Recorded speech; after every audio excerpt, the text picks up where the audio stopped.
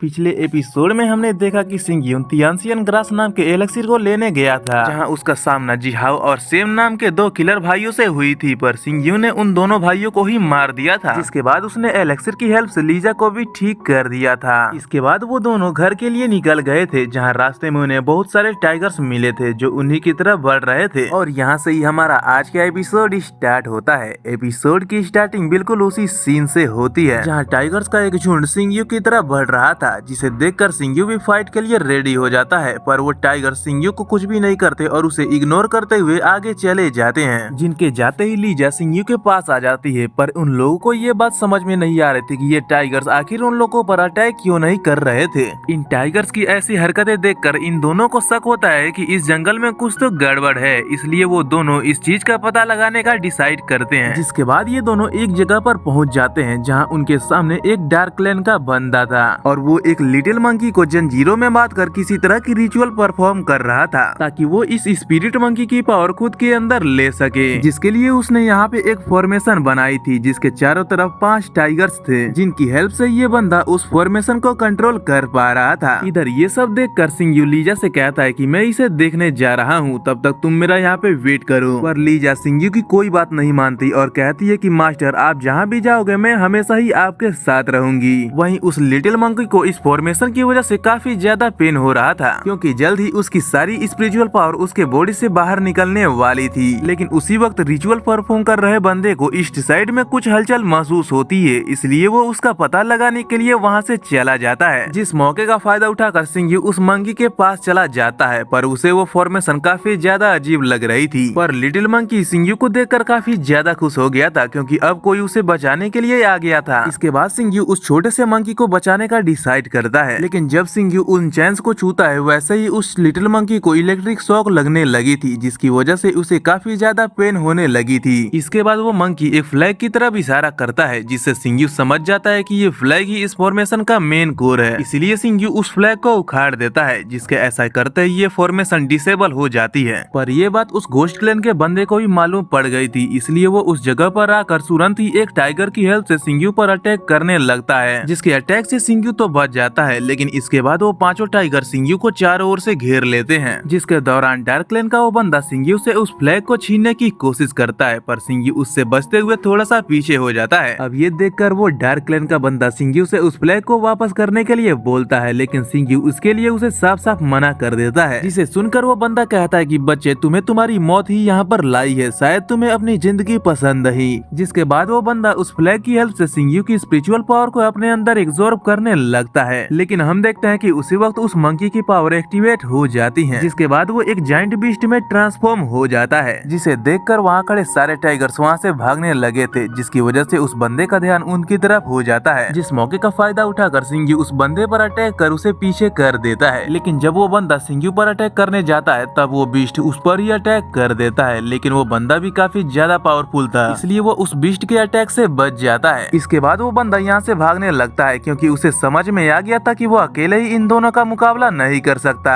पर वो बीस्ट काफी ज्यादा गुस्से में था, इसलिए वो उसका पीछा करने लगता है। पर वो बंदा भी काफी ज्यादा पावरफुल था, इसलिए वो उस बीस्ट पर अटैक कर उसे पटक देता है। इसके बाद वो बंदा सिंग्यू के पास उस फ्लैग को लेने आता है, लेकिन उसे देखते ही सिंग्यू उस फ्लैग को तोड़ देता है, जिसे देखकर वो बंदा सिंग्यू के साथ फाइट करने लगता है। लेकिन सिंग्यू उसके अटैक से बचते हुए अपने ब्लड ब्लेड को समन कर उस बंदे पर अटैक कर देता है, जिसकी वजह से सिंग्यू अब उस बंदे पर भारी पड़ने लगा था, क्योंकि सिंग्यू की कॉम्बैट स्किल उस बंदे से काफी ज्यादा अच्छी थी। अब ये देखकर वो बंदा दोबारा से अपनी मैजिकल पावर का यूज कर सिंग्यू के पावर को अपने अंदर एब्जॉर्ब करने लगता है। लेकिन तभी वो बीस्ट उस बंदे पर अटैक कर उसे वहाँ से दूर कर देता है। पर उस बीस्ट की ये पंच काफी ज्यादा पावरफुल थी, जिसे वो बंदा रुक नहीं पाता और वहीं पे अपना दम तोड़ देता है। इधर सिंग्यू उस बीस्ट को ढूंढने लगता है, लेकिन जब वो नीचे देखता है, तब वो बीस्ट फिर से लिटिल मंकी में ट्रांसफॉर्म हो चुका था। जिसके बाद सिंग्यू उस मंकी का हाथ पकड़कर उसकी इंजरी के बारे में पता लगाने लगता है, जहाँ उसे मालूम चलता है कि असल में ये बीस्ट हेवनली गोल्डन बीस्ट है, लेकिन अभी ये काफी ज्यादा इंजर्ड है, इसलिए बहुत सारे लोग इसकी पावर्स को अपना बनाना चाहते थे, जिसकी वजह से ये इस रूप में इंसानों के बीच छुप रहा था। और असल में ये महान बीस्ट किंग युआन का बेटा जियो युआन है, जिसके बारे में सुनते हैं इसलिए सिंग्यू से इसके बारे में डिटेल्ड में पूछती है। तब सिंग्यू बताता है कि बीस्ट किंग युआन के वंशज एक रेयर टाइप के बीस्ट होते हैं, जिनके अंदर प्रिमोडियल स्पिरिट ब्लड बहती है, जो हर तरह के बीस्ट ब्लड में से सबसे ज्यादा रेयर बीस्ट ब्लड है, जिनके ब्लड की एक बूंद 10th लेवल वाले बंदे को भी ओवर पावर कर सकती है। इसके बाद सिंघी उस मंकी को एक स्पिरिचुअल लिक्विड की बोतल देता है ताकि वो इसकी हेल्प से अपनी इंजरी को कुछ हद तक हील कर सके,